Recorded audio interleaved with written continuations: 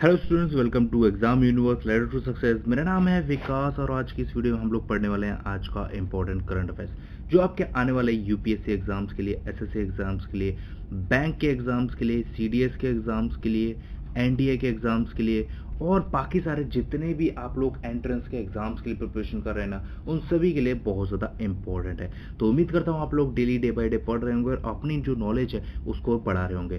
साथ साथ आप लोगों को टेलीग्राम पर इसके क्विज भी देखने को मिल जाते हैं, तो आप लोगों को लिंक डिस्क्रिप्शन में मिल जाएगा, आप लोग टेलीग्राम चैनल को भी ज्वाइन कर लीजिएगा। साथ साथ आप लोग इंस्टाग्राम पर अपने करियर से रिलेटेड सवाल भी पूछ सकते हो, तो आप लोग वहां पर भी ज्वाइन हो जाइएगा। बाकी देखो, आज की अगर हम बात करें तो आज है 5 सितंबर और आज का दिन बहुत ज़्यादा खास होता है क्योंकि आज है टीचर्स डे यानी कि गुरु का दिन। वैसे दोस्तों पूरे साल भर गुरु का दिन होता है, यानी कि आप लोगों को अपने गुरु का सम्मान जरूर करना चाहिए, लेकिन आज का दिन थोड़ा सा खास होता है क्योंकि इसे आज शिक्षक दिवस के रूप में मनाया जाता है और बोला भी जाता है ना कि भगवान के बराबर का दर्जा होता है गुरु का भी।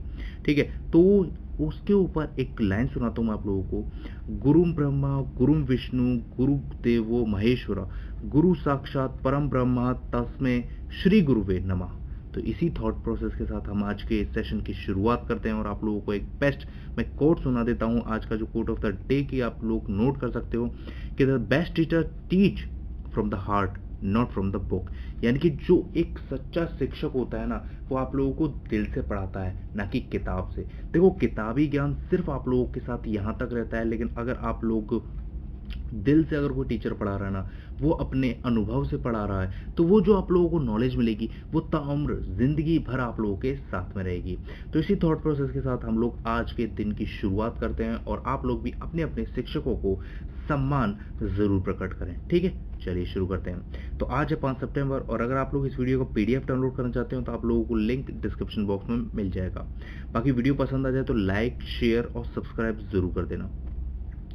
आज का पहला क्वेश्चन है कि हाल ही में किस राज्य सरकार ने गंदगी भारत छोड़ो ये कैंपेन शुरू की है। तो ये कैंपेन किसने शुरू की है? तो ये कैंपेन मध्य प्रदेश की गवर्नमेंट ने शुरू की है। ये एक 15 दिन तक चलने वाला एक सफाई अभियान है जिसके तहत लगभग 7178 बस्तियों में सफाई के प्रति जागरूकता का अभियान चलाया जाएगा और उन लोगों को बताया जाएगा कि गंदगी को किस तरीके से हटाना होता है। ठीक है, गंदगी से किस तरीके से बीमारियां हो सकती हैं, किस तरीके से उनसे रोकथाम करनी होती है और किस तरीके से वहां पर साफ सफाई करनी होती है, कूड़े का निपटारा करना होता है, इन सारी चीजों को बताया जाएगा। साथ साथ अगर देखो इसके बारे में अगर हम बात करें तो इसको 5 चरणों में बांटा गया है। वहां के सीएम जो कि शिवराज सिंह चौहान है, ये हैं, इन्होंने इस चीज को 5 चरणों में बांटा है। देखो मैं आप लोगों को बताता हूँ। देखो, सबसे पहला जो चरण है वो है कि स्वच्छता शपथ। ठीक है ना, यानी कि लोगों को स्वच्छता की शपथ दिलाई जाएगी, यानी कि लोगों को शपथ दिलाई जाएगी कि वो ना तो गंदगी करेंगे और ना करने देंगे, कूड़े को ऐसे बाहर खुले में नहीं फेंकेंगे और इस तरीके की स्वच्छता को ध्यान में रखते हुए चीजें आप लोगों को शपथ के रूप में बताई जाएंगी। दूसरी की अगर हम बात करें तो वो है कि शहरी अपशिष्ट उत्सर्जन में निरंतर कमी, यानी कि जो एक तरीके से कह सकते हो अपना वेस्टेज जो निकलता है उसका जो निपटारा है वो किया जाएगा। देखो, सिर्फ इसमें गवर्नमेंट ही सॉरी नगर के लोग ही, यानी कि जो शहर के प्रदेश के लोग हैं वही लोग पार्टिसिपेट नहीं करेंगे। बाकी जो गवर्नमेंट के ऑफिशियल्स हैं, यानी कि जो वहाँ के एक तरीके से कह सकते हो कि नगर निगम है, या मैं बात करूँ जो वहाँ पर सफाई अभियान जो चलाते हैं, जो ऑफिशियल्स हैं, वो लोग भी इसमें साथ देंगे। इनका मानना यह है कि शहर का जितना भी अपशिष्ट और उत्सर्जित होगा ना, उस सब पे निरंतर कमी की जाएगी, यानी कि वो कम किया जाएगा और उसका निपटारा किया जाएगा। साथ साथ तीसरा है कि कोविड स्थितियों में सुरक्षिता।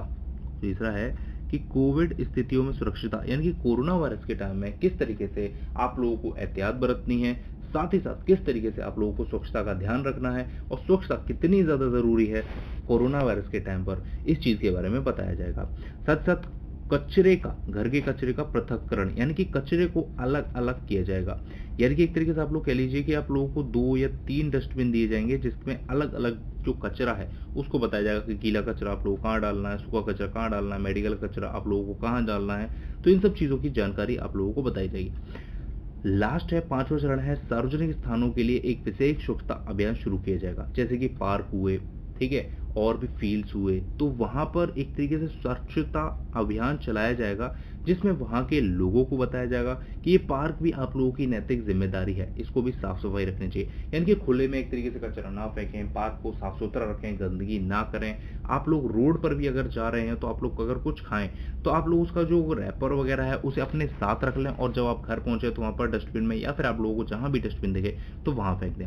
तो इस तरीके से कुल मिलाकर ये एक चलाया जा रहा है। साथ साथ इसमें मास्क वितरण भी किया जाएगा और लगभग 10,000 से ज्यादा कोरोना के जो योद्धा हैं उनका सम्मान किया जाएगा। ठीक है, तो ये चीज आप लोग याद रखिएगा। बाकी देखो एमपी में शुरू हो रहा है, तो एमपी की कैपिटल क्या है? भोपाल है। सीएम कौन है? शिवराज सिंह चौहान है, मैं आप लोग बता ही चुका। गवर्नर कौन है? आनंदीबेन पटेल है, जो कि उत्तर प्रदेश यानी कि यूपी की भी गवर्नर है। ठीक है ना, तो ये चीज आप लोग याद रखिएगा। पढ़ते हैं अगले क्वेश्चन की तरफ। अगला है, हाल ही में किस राज्य सरकार ने भारत की पहली महिला एम्बुलेंस ड्राइवर को नियुक्त किया है? तो ये तमिलनाडु की गवर्नमेंट ने किया। तमिलनाडु के जो सीएम है पलानीस्वामी ने इन्हें नियुक्त किया है। अब देखो ये है कौन? देखो ये हैं भारत की पहली महिला एम्बुलेंस ड्राइवर। इनका नाम है एम वीर लक्ष्मी। ठीक है, एम वी लक्ष्मी को भारत की तमिलनाडु राज्य में भारत की पहली महिला एम्बुलेंस ड्राइवर के रूप में नियुक्त किया गया है। ठीक है, तो ये इंपॉर्टेंट है आप लोगों के एग्जाम पॉइंट ऑफ व्यू से, क्योंकि ये भारत देश में पहली बार हुआ है, ये पहली लेडी है। ठीक है, और ये एक तरीके से कह सकते हो मार्च में जो वहाँ के जो सीएम है उन्होंने घोषणा की थी कि एक योजना लाई जाएगी और उस योजना के तहत ही इनको नियुक्त किया गया है। योजना है 108 एम्बुलेंस।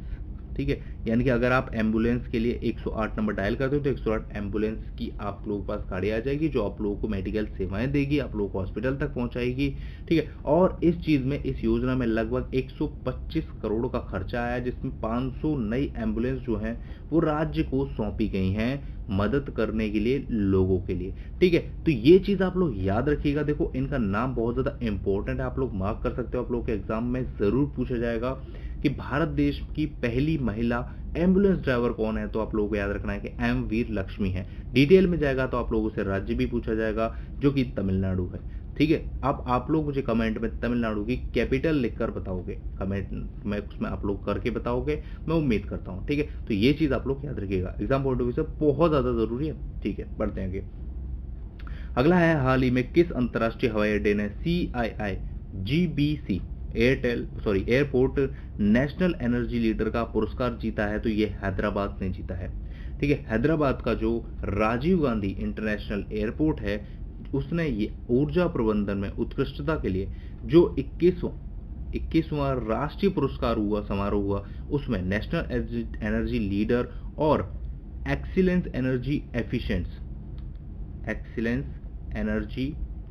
एफिशिएंट्स अवार्ड जीता है। ठीक है, तो ये चीज आप लोग याद रखिएगा। देखो भारतीय उद्योग परिसंघ और गोदरेज ग्रीन बिजनेस सेंटर द्वारा ऊर्जा दक्षता के क्षेत्र में महत्वपूर्ण और नवीन प्रयासों को पहचानने के लिए, यानी कि कौन कौन अच्छा कर रहा है, कौन और उससे बेहतर कर सकता है, और जिसने भी बेहतर किया है उसको सम्मान देना, जिससे कि और भी जो और एयरपोर्ट्स है ना वो भी मोटिवेट हो, यानी कि वो लोग भी अपने क्षेत्र में, अपने जो फील्ड है वहां पर अच्छे अच्छे प्रयास करें। उस चीज के लिए राष्ट्रीय पुरस्कारों की घोषणा की गई है, यानी कि शुरुआत की गई है। ठीक है, तो ये चीज आप लोग याद रखिएगा। पढ़ते हैं आगे।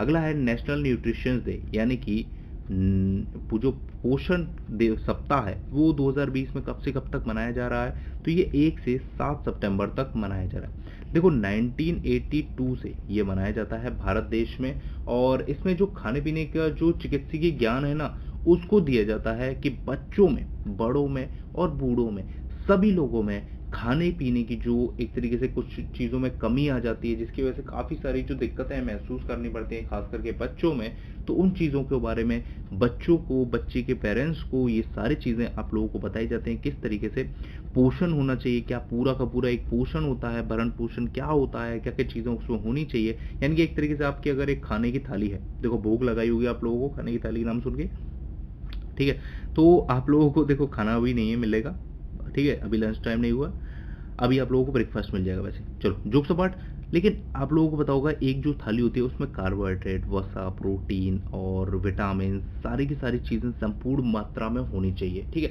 तो वो सारी चीज़ें बच्चों को मिलनी चाहिए। वो सारी बच्चों को अगर वंचित रह जाती हैं तो उसके बारे में जानकारी नहीं होती है बहुत सारे पेरेंट्स को, बहुत सारे बच्चों को। तो इन सब के बारे में एक तरीके से जागरूकता फैलाने के लिए ये चीज़ मनाई जाती है, और इस साल ये 1 से 7 सितंबर तक मनाया जा रहा है, तो आप लोग याद रखिएगा।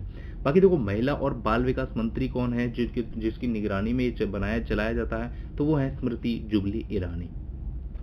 बढ़ते हैं आगे। तो हाल ही में रेलवे बोर्ड ने नए सीईओ के रूप में किसे नियुक्त किया है, तो ये VK यादव, ये महाशय जो है, इनको नियुक्त किया गया है रेलवे बोर्ड के अगले CEO के रूप में। ठीक है, तो ये आप लोग याद रखिएगा।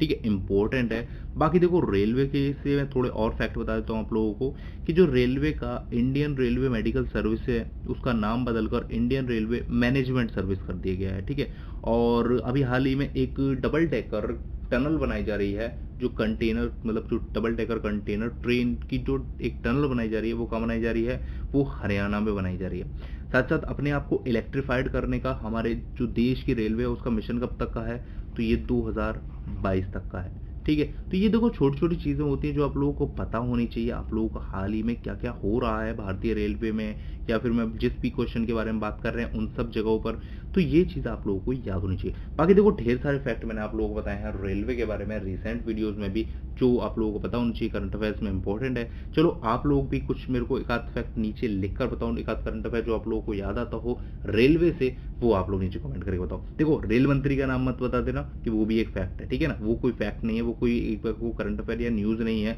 सबको पता होता है। पीयूष गोयल जो है वो भारत के रेल मंत्री हैं, तो वो आप लिख के मत बताना। कोई अच्छा करंट अफेयर हो जो मैंने आप लोगों को पढ़ाया है रिसेंट में, वो आप लिख कर बताना। ठीक है, चलिए शुरू करते हैं।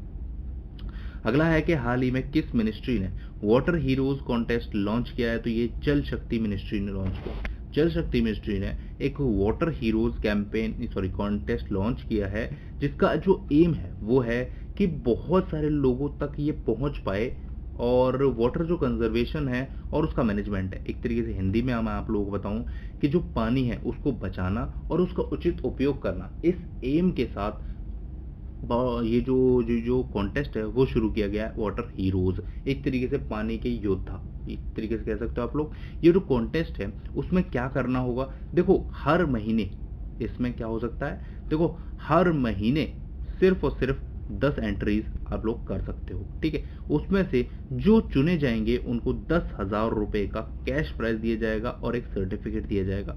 साथ ही साथ उनका जो एक तरीके से कह सकते हो ना, यूनिक जो आइडिया होगा वो और लोगों को भी बताया जाएगा, ताकि वो लोग भी वाटर कंजर्वेशन और उसके मैनेजमेंट पर ध्यान दे सकें।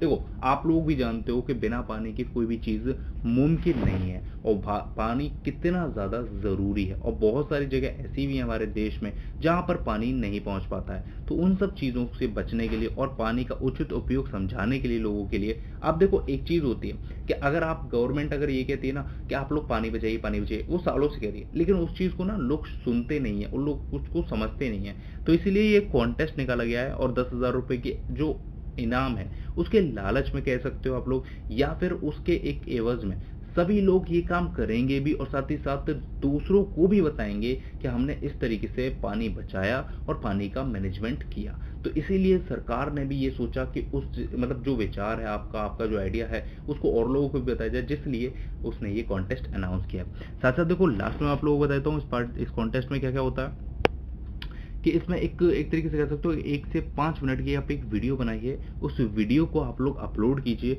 और साथ साथ आप लोगों को 300 वर्ड्स का, लगभग 300 वर्ड्स का आप लोगों को डिस्क्रिप्शन देना है कि आप लोगों ने इसमें क्या क्या किया है। आप लोग किसी भी लैंग्वेज में लिख सकते हो। साथ ही साथ आप लोगों को कुछ फोटोग्राफ्स भी अटैच करने पड़ते हैं, और आप लोगों को जल शक्ति मिनिस्ट्री की जो वेबसाइट है वहां पर ये सब चीज अपलोड करनी होती है। तो अगर आप लोगों के पास भी कोई यूनिक आइडिया है, कुछ है, तो आप लोग भी इस काम को कर सकते हो। देखो, पानी बचाना सभी लोगों की नैतिक जिम्मेदारी है, तो आप लोग भी ये चीज कर सकते हो। साथ साथ देखो, अगर आप लोग लकी हुए तो आप लोगों को 10,000 रुपए का कैश प्राइज भी मिल जाएगा गवर्नमेंट के द्वारा। ठीक है, और जो सर्टिफिकेट मिलेगा वो बहुत ज्यादा इंपॉर्टेंट होगा। आप लोग अगर गवर्नमेंट जॉब के लिए ट्राई करते हो, वहां पर अगर वो सर्टिफिकेट लगाओगे तो आप लोगों की बहुत ज्यादा वेटेज बढ़ जाएगी। ठीक है, ये एक तरीके से आप लोग प्रलोभन कह सकते हो, लाभ कह सकते हो, तो वो चीज आप लोग याद रखिएगा। बाकी देखो, बात करें अगर मिनिस्टर कौन है, मिनिस्टर ऑफ जल शक्ति मिनिस्ट्री वो कौन है, रतन लाल कटेरिया। ठीक है, ये है हमारे जल शक्ति मिनिस्ट्री। देखो, रतन लाल से एक चीज और याद आनी चाहिए आप लोगों को, रतन लाल एक पर्सन भी हैं जिनको हाल ही में विश्व खाद्य पुरस्कार दिया गया है, यानी विश्व खाद्य पुरस्कार जीतने वाले पर्सन कौन है, रतन लाल है। तो दोनों चीजों में आप लोग कंफ्यूज मत होइएगा। ठीक है, बढ़ते हैं आगे। अगला है हाल ही में किसे क्रोएशिया गणराज्य में भारत के राजदूत के रूप में नियुक्त किया गया है, तो ये राज श्रीवास्तव को नियुक्त किया गया है।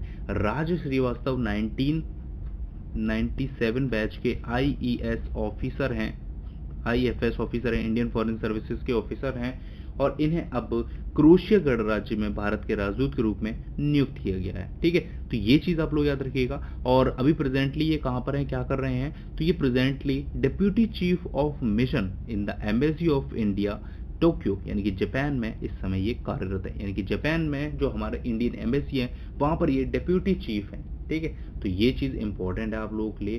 देखो राजदूत जितने भी होते हैं वो आप लोगों के एग्जाम पॉइंट ऑफ व्यू से जरूरी होते हैं, स्टेट लेवल एग्जाम्स में ये बहुत ज्यादा पूछे जाते हैं। ठीक है, बाकी देखो विक्रम दुर्रईस्वामी ये भी मैं आप लोगों को रिसेंट में पढ़ा चुका हूँ कि बांग्लादेश के जो एम्बेसडर हैं वो नियुक्त किए गए हैं, इंडियन एम्बेसडर भारत की तरफ से बांग्लादेश में। और रुद्रेंद्र टंडन ये हैं, इन्हें अफगानिस्तान में नियुक्त किया गया है, अफगानिस्तान में भारत के राजदूत के रूप में नियुक्त किया गया है। बाकी देखो गोपाल बगले इनको श्रीलंका में भारत के राजदूत के रूप में अभी नियुक्त किया गया है। तो ये देखो इंपॉर्टेंट है, मैंने आप लोगों को रिसेंट में ही पढ़ाया है, तो ये चीज आप लोगों को पता होनी चाहिए, ये चीज आप लोगों को याद होनी चाहिए। देखो मैंने और भी आप लोगों को पढ़ाए हैं भारत के राजदूत, अगर आप लोगों को कोई भी याद हो, देखो वैसे मैं उम्मीद करता हूँ कि आप लोगों को याद होंगे, अगर आप लोग डेली पढ़ रहे होंगे, अगर याद है तो आप लोग नीचे कमेंट करके बताइएगा कि कोई भी एक राजदूत जो इसमें नहीं है लेकिन आप लोगों को याद है, जो रिसेंट में मतलब आप लोगों के एक तरीके से कह सकते हो अपॉइंटमेंट हुआ है। ठीक है, बढ़ते हैं आगे। ये हैं राज श्रीवास्तव। अगला है कि इंदिरा नेवी एक्सरसाइज भारत किस देश के साथ करता है, तो ये भारत रूस के साथ करता है। और हाल ही में इसका 11वां एडिशन जो है वो बे ऑफ बंगाल यानी कि भारत में आयोजित किया गया है। भारत और रशिया की जो नेवी है उन दोनों ने मिलकर ये एक्सरसाइज की है 4 से 5 सितंबर, यानी कि आज ही इसका समापन होगा। कल इसकी स्टार्टिंग हुई, आज इसका समापन होगा। 2 दिवसीय ये एक एक्सरसाइज है। तो ये चीज आप लोग याद रखिएगा। तो कोई एक्सरसाइज होती है जैसे इंदिरा नेवी, ये भारत की और रशिया के बीच होती है, और भी मैंने आप लोगों को पढ़ाई है। तो ये चीज आप लोगों की इंपॉर्टेंट होती है एग्जाम पॉइंट ऑफ व्यू से, जो एक तरीके से कह सकते हो ना युद्ध अभ्यास। देखो अगर आप लोगों को चाहिए, अगर आप लोग कमेंट करोगे तो मैं आप लोगों के लिए युद्ध अभ्यास के ऊपर एक अलग वीडियो भी बना दूंगा, जिसमें मैं आप लोगों को सारे युद्ध अभ्यास बता दूंगा कि कौन सा किस देश के बीच में होता है, भारत की किन देशों के साथ होती है, और कौन सी ज्यादा बहुत ज्यादा इंपॉर्टेंट है जो आप लोगों के एग्जाम में मोस्टली पूछी जाती है। ठीक है, तो अगर आप लोग कमेंट करके जरूर बताइएगा अगर आप लोगों को ऐसी वीडियो चाहिए तो। बाकी देखो रूस की बात होती है, रूस की कैपिटल क्या है, मॉस्को है। प्रेसिडेंट कौन है, व्लादिमीर पुतिन है। और जो भारत की तरफ से एक तरीके से कह सकते हो कि चीफ कौन है, नेवल जो हमारे देश की नेवी है उसके कौन है, एडमिरल करमवीर सिंह है। बाकी देखो रूस की बात हुई तो रूस दुनिया का पहला देश बन गया जिसने कि कोरोना वायरस का जो वैक्सीन है वो रजिस्टर किया था, जिसका नाम क्या था, स्पुतनिक वी। ये चीज आप लोग याद रखिएगा। बढ़ते हैं आगे। अगला है हाल ही में कौन दक्षिण भारतीय बैंक यानी कि साउथ इंडियन बैंक के एमडी और सीईओ बन गए हैं, तो ये बन गए हैं मुरली रामकृष्णन। मुरली रामकृष्णन जो साउथ इंडियन बैंक है यानी कि जो साउथ इंडियन बैंक है दक्षिण भारतीय बैंक है उसके एमडी और सीईओ के रूप में नियुक्त किया गया है। और इनका जो कार्यकाल है वो अक्टूबर 2020 से शुरू होगा और 3 साल के लिए इन्हें आरबीआई यानी रिजर्व बैंक ऑफ इंडिया द्वारा अपॉइंट किया गया है। आप लोगों के लिए एक छोटा सा सवाल, आरबीआई का हेडक्वार्टर कहाँ पर है? ठीक है, देखो अब ये कौन है इनके बारे में भी आप लोगों को थोड़ी जानकारी देता हूँ। देखो ये ना जो आईसीआईसी बैंक है ना, आईसीआईसीआई बैंक है, उसके जो जनरल मैनेजर थे, ये सीनियर जनरल मैनेजर थे एट स्ट्रेटेजिक प्रोजेक्ट, कुछ प्रोजेक्ट के ऊपर, और ये भी हाल ही में 30 मई को वहां से रिटायर हुए हैं और अब इन्हें साउथ इंडियन बैंक के एमडी और सीईओ के रूप में नियुक्त कर दिया गया। तो ये इंपॉर्टेंट है आप लोगों के लिए, जितने भी अपॉइंटमेंट्स होते हैं बैंक्स वगैरह के, ये बैंक एग्जाम में बहुत ज्यादा पूछा जाता है। अगर आप लोग आईबीपीएस या आरआरबी की तैयारी कर रहे हैं तो उसमें जरूर पूछा जाएगा ये मेंस एग्जाम में। आप लोग पढ़ते रहिए, आप लोग डेली आप लोग नॉलेज इंप्रूव करते रहिए, साथ साथ आप लोग टेलीग्राम पर क्विज देते रहिए। आप लोगों की जो नॉलेज है वो हमेशा बरकरार रहेगी और करंट अफेयर का जब भी कोई क्वेश्चन आएगा तो आप लोग बढ़िया आसानी से उड़ा देंगे उसे। बाकी देखो इसके हेडक्वार्टर के बारे में अगर हम बात करें तो हेडक्वार्टर कहाँ पर है इसका हेडक्वार्टर है केरला में। और टैगलाइन भी आप लोग याद रखिए, एक्सपीरियंस नेक्स्ट जनरेशन बैंकिंग। तो ये इसकी टैगलाइन है, कभी कभी पूछ ली जाती है। बाकी देखो शशिधर जगदीशन, ये एचडीएफसी बैंक के अगले सीईओ हैं। अभी हाल फिलहाल में आदित्य पुरी हैं, उनके रिटायरमेंट के बाद ये बनेंगे शशिधर जगदीशन। ठीक है, वरुण श्रीधर ये पेटीएम मनी के सीईओ और एमडी बने थे अभी हाल ही में, मैंने आप लोगों को पढ़ा ही था। ठीक है, पढ़ते हैं अगले क्वेश्चन की तरफ। अगला है, ठीक है, ये है, देखो ये है मुरली रामकृष्णन। अगला क्वेश्चन है, किस देश ने G20 के विदेश मंत्रियों की असाधारण बैठक की अध्यक्षता की है, यानी कि G20 foreign ministers extra ordinary meeting की जो बैठक है उसकी अध्यक्षता की है, तो ये वो सऊदी अरेबिया ने की। देखो ये एक वर्चुअल मीटिंग हुई थी, यानी कि वीडियो कॉन्फ्रेंसिंग के जरिए ये एक मीटिंग की गई थी G20 के जो G20 जो देश हैं उनके फॉरेन मिनिस्टर के बीच में, जहां पर भारत के जो फॉरेन मिनिस्टर हैं वो हैं एस जयशंकर, तो उन्होंने इसमें भाग लिया था, भारत को रिप्रेजेंट किया था। और ये जो मीटिंग थी ये मोस्टली एक तरीके से कह सकते हो कि कोरोना वायरस के जो क्राइसिस है उस पर हुई थी। साथ ही साथ इस मीटिंग में इंटरनेशनल इकोनॉमिक कोऑपरेशन बढ़ाने की बात की गई है, और जो विदेशों में एक तरीके से कह सकते हो ना व्यापार वगैरह है, फ्लाइट्स वगैरह हैं, उनके बारे में बात की गई, किस तरीके से फिर से व्यवस्थाओं को सुचारू रूप से चालू किया जाएगा, यानी कि पहले जैसी थी वैसे ही किया जाए, और उन सब चीज़ों के बारे में बात की गई थी। तो सऊदी अरब ने इस जो बैठक है उसकी हेड किया था, यानी अध्यक्षता की थी। तो ये चीज़ आप लोगों के लिए इंपॉर्टेंट है। तो देखो ये थे 10 इंपॉर्टेंट क्वेश्चन जो आप लोगों के एग्जाम पॉइंट ऑफ व्यू जरूर है। अब मैं आप लोगों को कुछ बताता हूँ ब्रेकिंग न्यूज, जो आप लोगों को एज बीइंग इंडियन सिटीजन पता होना चाहिए कि देश और दुनिया में आखिरकार हो क्या रहा है। तो अगला है कि रूस में जो कोरोना वायरस वैक्सीन है वो सुरक्षित पाई गई है, और ट्रायल में एंटीबॉडीज भी बनती हुई नजर आई हैं, जो कि फेमस मैगजीन लेंसेट में ये एक आर्टिकल छपा है, जिसमें बताया गया है कि रूस ने जो स्पुतनिक वी जो कोरोना वायरस की वैक्सीन बनाई है वो काफ़ी ज़्यादा इफेक्टिव और सही है, जिसके रिसर्च पेपर्स के ऊपर जांच की जा रही है बहुत सारे देशों द्वारा। अगला है कि दिल्ली में 30 सितंबर तक स्कूल बंद रहेंगे। 9th और 12th के तक के स्टूडेंट्स को 21 सितंबर से मिलेगी छुट्टी, यानी 9th और 12th के जो बच्चे हैं उन्हें शायद 21 सितंबर के बाद से स्कूल खोल दिए जाएंगे, लेकिन बाकी उससे छोटे जो हैं उनको सब 30 सितंबर तक बंद रहेंगे। अगला है पबजी बैन हो गया। आप में से बहुत सारे लोगों को पता ही होगा, सभी लोगों को पता होगा, इनफैक्ट बहुत सारे आप में से खेलते भी होंगे पबजी। कमेंट करके बताइएगा कि आप लोगों को कैसा लग रहा है पबजी बैन होने के बाद। बहुत सारी जगह शायद चल भी रहा है या नहीं चल रहा है, आप लोग मुझे बताइएगा ज़रूर कि पबजी के क्या हालात हैं, और पबजी प्लेयर्स के भी, मतलब पबजी जब से बैन हो गया उसके बाद से। तो अभी क्या है कि पबजी के बैन होने के बाद FAUG गेम लाया जा रहा है, जो अक्षय कुमार द्वारा एक तरीके से कह सकते हो लॉन्च किया गया है। ये एक आत्मनिर्भर भारत की पहल पर बनाया गया एक मल्टीप्लेयर गेम है, जो इंडिया का होगा, मेड इन इंडिया होगा, जिसे शॉर्ट में FAUG फौजी बोला जा रहा है।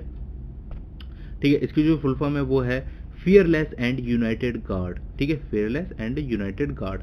ठीक है, तो ये इंडियन आर्मी की तर्ज पर ये गेम शुरू किया जा रहा है, और सबसे अच्छी चीज़ ये है कि ये मेड इन इंडिया है, और दूसरी चीज़ ये है कि ये मल्टीप्लेयर भी है, जैसे कि पबजी है, मतलब ऑलमोस्ट लाइक पबजी ही है, और साथ ही साथ ये मेड इन इंडिया है। और सबसे अच्छी चीज़, जो बेस्ट चीज़ जो है मुझे लगी इसमें, वो ये है कि इसका जो नेट रेवेन्यू होगा, यानी कि इसको खेलने से जो भी आप लोग नेट खर्च करोगे उसका जो रेवेन्यू होगा, उसका जो 20% है वो इंडियन आर्मी को डोनेट किया जाएगा, यानी इंडियन आर्मी को उसका जो पैसा है वो जाएगा। तो इंडियन आर्मी को पैसा भी मिलेगा, उसमें बढ़ावा भी मिलेगा। साथ साथ जो पबजी बैन हो गया उसके बाद भारत के जो लोग हैं वो भारत का बना हुआ FAUG गेम खेल सकते हैं, तो वो बहुत ज़्यादा इंपॉर्टेंट रहेगा। बाकी देखो आप में से किसको कैसा लग रहा है, आप लोगों के क्या कमेंट्स हैं, रिव्यूज़ हैं पबजी के बैन होने के ऊपर, आप लोग नीचे कमेंट में ज़रूर लेकर बताइएगा। तो देखो ये था आज का इंपॉर्टेंट करंट अफेयर का सेशन। उम्मीद करता हूँ आप लोगों को पसंद आया होगा। अगर पसंद आया तो देखो नीचे लाइक का बटन है, आप लोगों ने लाइक नहीं किया है ज़रूर कर दीजिएगा, लाइक ज़रूर कर दीजिएगा। ठीक है, thank you so much for watching. मिलते हैं नेक्स्ट वीडियो में, तब तक के लिए आप लोगों का बहुत बहुत शुक्रिया, धन्यवाद, जय हिंद।